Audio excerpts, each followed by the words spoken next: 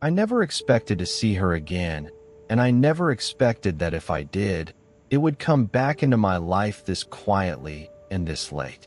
Years ago, when everything happened, I assumed that chapter was closed forever. I rebuilt my life piece by piece, and eventually I stopped replaying what she did to me. Not because I forgave her, but because I had no reason to keep carrying it. Then one ordinary evening, I recognized her immediately. She didn't recognize me, or at least she pretended not to. She was sitting comfortably, laughing, settled into a life that looked stable and complete. A husband beside her, a child between them, the image of someone who had moved on without consequences. I didn't approach her.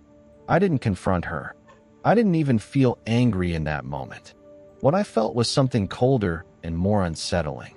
A quiet confirmation that the past doesn't disappear just because enough time passes. What stayed with me wasn't her face. It was the way she positioned herself slightly in front of her husband, like a shield.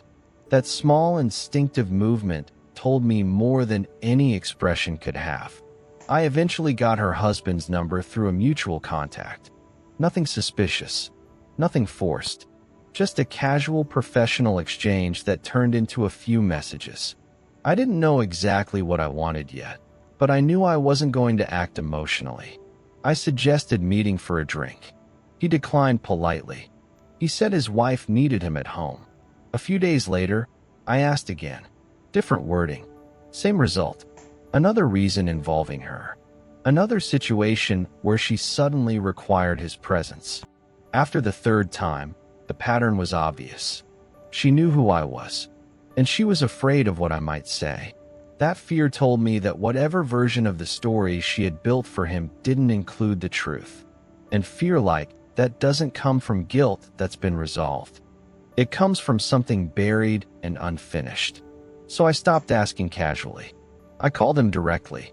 I told him there was something important he needed to hear and that it couldn't wait. I didn't explain more than that. I didn't pressure him.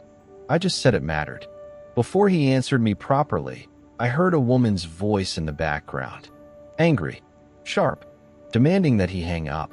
There was no mistaking who it was. He hesitated. That hesitation told me everything. Instead of hanging up, he asked me where we could meet. We agreed on a busy public place, somewhere neutral. Somewhere neither of us could be cornered or manipulated. When he arrived, the first thing I noticed was the scratch on his face. Long, fresh, too deliberate to be an accident. He didn't try to hide it. He didn't explain it either. We sat down, and before I could even begin, he asked me directly whether I had ever had anything with his wife.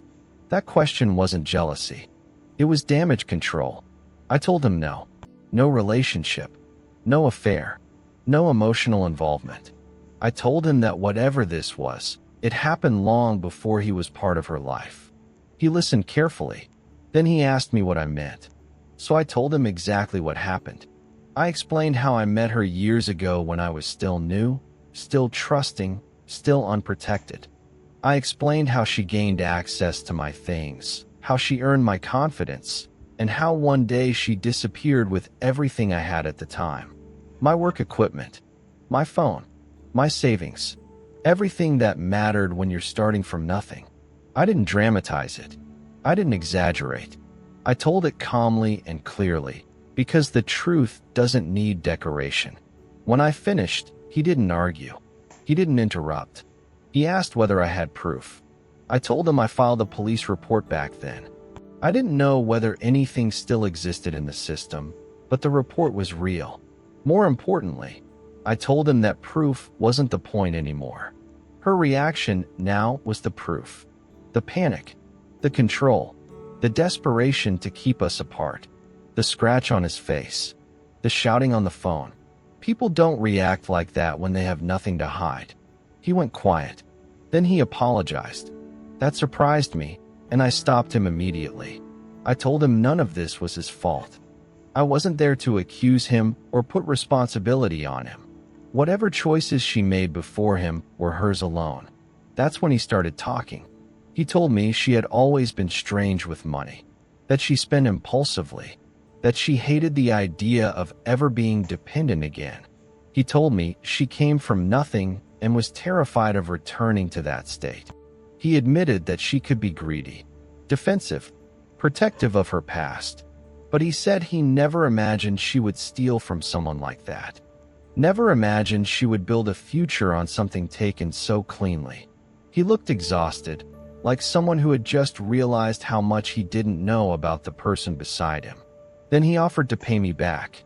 Not dramatically, not immediately, slowly, over time, as if money could stabilize something that had just cracked open. That was the moment I understood why I was really there. I didn't want repayment. I didn't want revenge. I didn't even want an apology.